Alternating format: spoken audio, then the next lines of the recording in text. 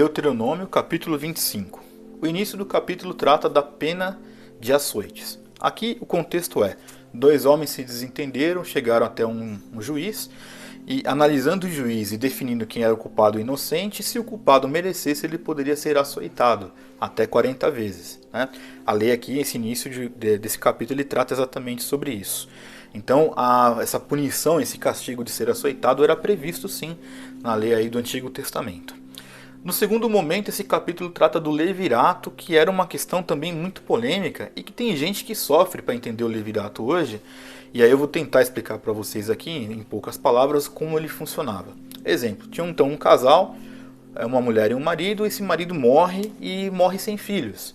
Para que a herança dessa família e o nome do marido fosse preservado, pela lei, o irmão desse falecido deveria fazer um filho na cunhada.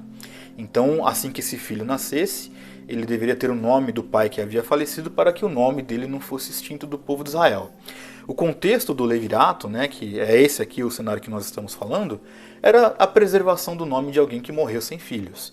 Essa questão de ter filhos do Antigo Testamento era uma questão muito importante, porque era a descendência, né, era uma forma de perpetuar o nome daquela pessoa. Se porventura aconteceu um acidente ou alguma coisa que ele morreu sem filho, a forma de perpetuar o nome dessa pessoa era tendo um filho do irmão. Só que, na época, haviam contextos também sobre isso. Por quê? Porque nem todos queriam então suscitar, né, ou fazer o nome do irmão ir em frente. Então poderia acontecer de um cunhado do irmão não querer fazer um filho na cunhada.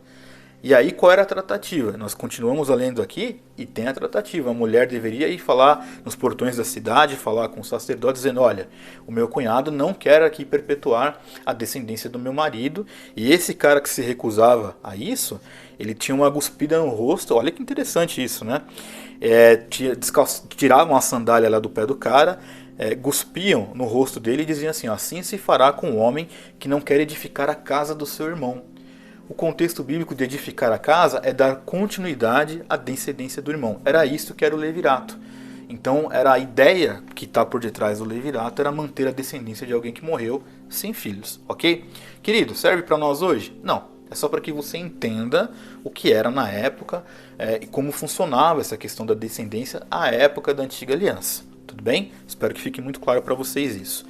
E também, olha que coisa, eu leio assim, eu tenho uma anotaçãozinha aqui que eu sigo o roteiro, e aí eu vejo algumas coisas que eu dou uma risada, mas não é por sarcasmo. Mas é pela riqueza de detalhes em me alegrar em Deus realmente, como ele era muito cuidadoso. Porque no versículo 11 especificamente, dizia o seguinte: se dois homens estiverem brigando, e uma das mulheres aí, a mulher de um desses dois que estão brigando, chegar e pegar o adversário pelo órgão genital, a mão dela tinha que ser cortada. Porque isso era uma profanação muito grande. E também a orientação aqui é o seguinte: cortem a mão dela e não olhem para ela com piedade, porque era errado fazer isso. Então você consegue discernir o tamanho do nível da santidade que este povo da aliança tinha com Deus? Porque até numa briga, você imagine, numa briga, o que menos você vai pensar, você vai querer acabar com a briga se você se envolve em uma, né? Você não vai medir consequências. Às vezes a mulher, no afã de defender o marido, toma uma atitude drástica. Esta atitude drástica também tem consequências. Se ela segurar o outro homem pelo órgão genital, isso era uma impureza e a mão dela deveria ser cortada. Imagine vocês então o nível de santidade que nós tínhamos aqui para este caso. E também temos, neste capítulo, a questão de pesos e medidas justos. Por quê? Aqui está dizendo claramente: olha, não levem na bolsa pesos diferentes, um grande e um pequeno. Qual é o contexto? Havia uma prática lamentavelmente comum naquela época, que era o seguinte: alguém ia sair para fazer uma negociação, ele levava 2 medidas de peso. Para comprar, ele usava o peso menor. Para vender, ele usava o peso maior. Ou seja, ele era desonesto. Queria comprar menor para vender maior, usando medidas e pesos diferentes. Em outras palavras, né, quem pratica tal injustiça é abominável. Isso daí, essa prática de usar pesos distintos, é uma abominação diante do Senhor, porque você estava ludibriando uma pessoa. Então essa desonestidade sempre esteve presente na vida de muitas pessoas, e Deus, sabedor disso tudo, que Ele sabe de tudo, deixou claramente que isso também era uma abominação. E por fim, nós vamos ver então a ordem de Deus para a destruição dos amalequitas, né? E aí, quando ele dá essa instrução para destruir os amalequitas, ele fala: olha, não se esqueça do que os amalequitas fizeram com vocês, né?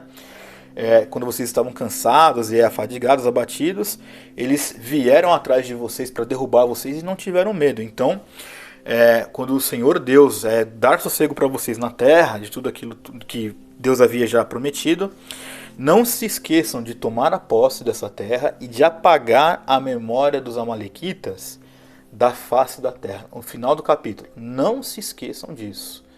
Ou seja, Deus, quando ele dava essa orientação, que tem muito a ver com o capítulo da guerra que nós falamos, era justamente porque este povo também tinha feito coisas contra o povo da aliança. Então, quando nós falamos sempre dessa antiga aliança, nós vemos que era exigido sim do povo um alto nível de santidade, mas que Deus também sempre foi extremamente fiel com o povo, tanto nas orientações, livrando o povo ao longo de toda a história dessa peregrinação desde o Egito até a Terra Prometida, coisa que já falamos aí em diversas reflexões. E aqui nós vimos nesse capítulo a questão de tratar alguém que foi culpado por sendo açoitado, a questão do levirato, ser justo nos pesos e medidas, mas quando se tratar desses amalequitas que vieram de forma tão veemente contra o povo de Deus, estes deveriam ser exterminados da face da terra. Lembrando, pessoal, é a antiga aliança.